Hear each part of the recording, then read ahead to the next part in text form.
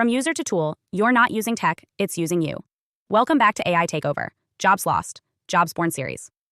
I'm Adeline Atlas, 11 times published author, and today's topic isn't about the future of work or the collapse of the economy.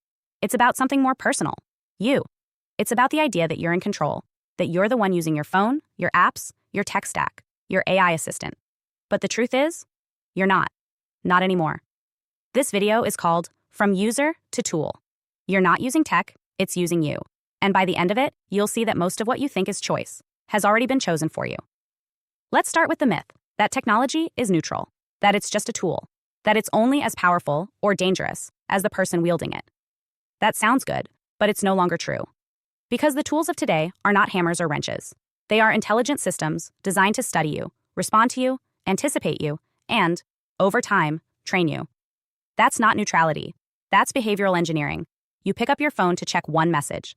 2 hours later, you've watched 37 pieces of content, clicked 4 links, added 2 things to a cart, and forgot why you opened the app in the first place. That's not randomness. That's intentional architecture. And it's happening to all of us every single day. These platforms are not offering you options. They're designing your behavior. You are not browsing. You are being curated into compliance. You think you're searching, you're being steered. You think you're scrolling, you're being scoped. You think you're the user, but you've become the used. Every app you open, every voice command, every swipe, tap, pause, and double tap feeds the machine.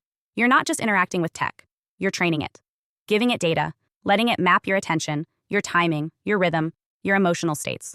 And in return, it learns how to predict you, then how to shape you. Not because it's evil, but because that's how it maximizes engagement. And engagement is the currency that runs the world now. Let's talk about your attention. You think it's yours? It's not. It's being sold, auctioned, split, and redirected in real time by algorithms you've never seen, managed by companies you've never met. Your phone doesn't just listen to you, it responds preemptively. Your apps don't just serve you content. They serve the system's objective, which is usually not aligned with your well-being. It's aligned with retention, with time spent, with behavioral hooks, with dopamine loops. And you're the node, the endpoint, the resource. Let's talk about how this starts. It begins with convenience. You use tech because it makes life easier. Maps, food, health, weather, connections, tasks. But that convenience is the bait. Behind every smart feature is a loss of sovereignty. You let your GPS think for you. You let autocorrect speak for you. You let AI summarize for you, shop for you, decide for you. Eventually, the muscles of discernment begin to atrophy. You think you're in control, but you've outsourced your judgment. Over time, you become passive in your own choices. The more convenience you accept, the less control you retain. And slowly, you move from operator to observer, from driver to passenger, from creator to consumer of your own programmed loop. Let's go deeper. We're not just talking about social media. We're talking about predictive systems in every part of your life. Your email predicts what you'll write. Your calendar predicts your week. Your health app predicts your symptoms. Your job tools predict your performance. Your car predicts where you want to go. Every layer of your life is being layered with anticipatory control. And when you no longer initiate action but only respond to prompts, what are you? You're not an empowered user. You're a behavioral asset. And the scariest part? Most people love it. We've been conditioned to equate frictionless interaction with progress. If the machine does it faster, why not let it? If it knows me better than I know myself, why fight it? But here's the catch. If something else is always doing the thinking for you, eventually you forget how to think. Let's talk about agency. Agency is the ability to make an independent choice. Not a preloaded one. Not a prompted one. Not a personalized suggestion. A real decision, born of intent, context, and clarity.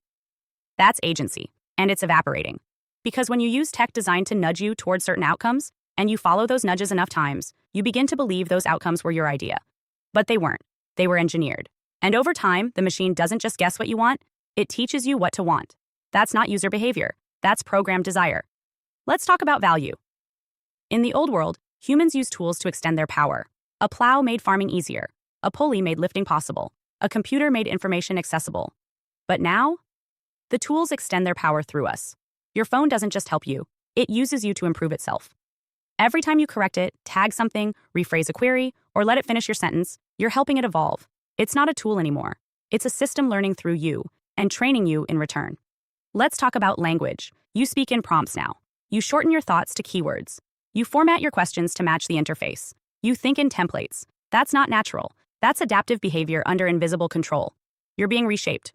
Slowly, casually, invisibly, until the way you think, speak, decide, and act all pass through a layer of machine mediation. That's how tools become gods, not by force, but by default. Let's talk about time. You don't own your time anymore. Even your leisure is pre-scheduled. Take a break. Here's your weekly report. You've hit your screen time limit. The system tells you when to work, when to sleep, when to reflect, when to perform.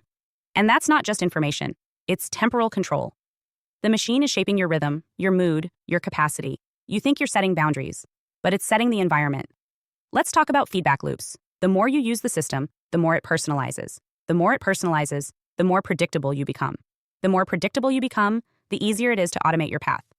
You don't just consume content, you are steered into categories, into playlists, into ideologies, into purchases, into identities, and you don't even notice it's happening. That's how the tool becomes the master. Now let's talk about resistance. The only way to remain sovereign in a world like this is to reclaim friction. Choose what's harder. Say no to the prompt. Break the pattern. Pause before you respond. Use tech, but never forget that it wants to use you.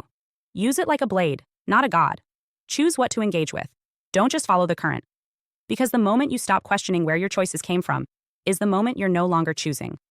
Hi, I am Adeline Atlas, 11 times published author, and SOS, School of Soul has a brand new series, the AI and Future Technology series. Look, you know the world is changing. And no, it's not going back to normal.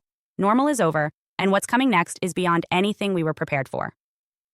The School of Soul, AI and Future Technology series includes 319 videos on 1. The Download Society, How Data Has Replaced Destiny.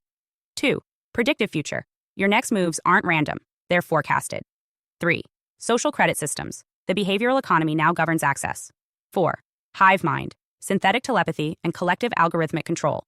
5. Nanobots inside you. Medical, military, and programmable intrusions. 6. Grief Tech. AI-fueled digital resurrection and simulated comfort. 7. Uploading your mind, consciousness transfer, and data-based identity. 8. Deep fakes plus AI clones. The replication of reality and identity theft. 9. Quantum humans. The merger of biology with quantum systems. 10. Digital afterlife, where your data goes when you die. 11. Resurrection science, reviving life through synthetic methods. 12. Immortal science, the end of death as we know it. 13. Longevity science, gene editing, anti-aging, and bio-upgrades. 14. Designer babies, engineered perfection before birth. 15. Artificial wombs, birth decoupled from the female body. 16. 3D printing, printing organs, limbs, and even humans. 17. The humanoid era, the rise of synthetic beings among us. 18. Legacy humans, the slow phase-out of unmodified analog people. 19. Smart cities, algorithmic environments that watch and decide. 20. Cloud-based societies, citizenship without borders or bodies. 21. Hackable humans, emotion, memory, and behavior under code. 22. Biometric scanning, your body is your password and your prison. 23. Sex tech, intimacy reprogrammed by machines. 24. Extinction of gender, fluidity, deletion, and design of identity. Every topic is fully explored with real-world technologies, patents, case studies, ethical analysis, and future forecasts. These aren't someday discussions. This is already happening. Join the SOS School of Soul Vault to overstand the future before it's implemented on you.